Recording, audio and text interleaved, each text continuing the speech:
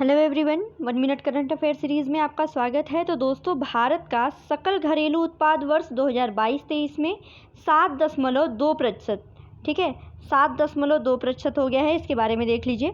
पिछले वित्त वर्ष की आखिरी तिमाही में सकल घरेलू उत्पाद में 6.1% की वृद्धि दर्ज हुई है। सांख्यिकी मंत्रालय के पहले अस्थायी अनुमान में वित्त वर्ष 2022-23 के सकल घरेलू उत्पाद में 7.2% की वृद्धि रही। यह अनुमान 20 आधार अंक अधिक है। सकल घरेलू उत्पाद की चौथी तिमाही में 6.1% की वृद्धि पूर्व अनुमानित 5.1% की वृद्धि प्रतिशत से काफ़ी अधिक है। प्रधानमंत्री नरेंद्र मोदी ने वर्ष 2022-23 के सकल घरेलू उत्पाद में वृद्धि पर संतोष व्यक्त किया है।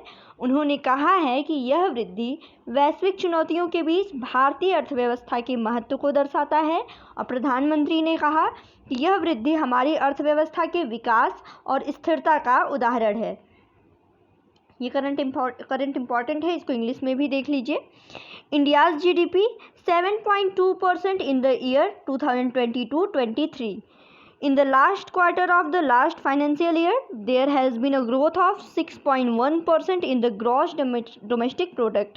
In the first provisional estimate of Ministry of Statistics, there was a growth of 7.2% in GDP of the financial year 2022-23.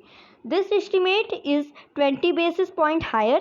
GDP growth of 6.1% in the fourth quarter of is much higher than the previously estimated 5.1%.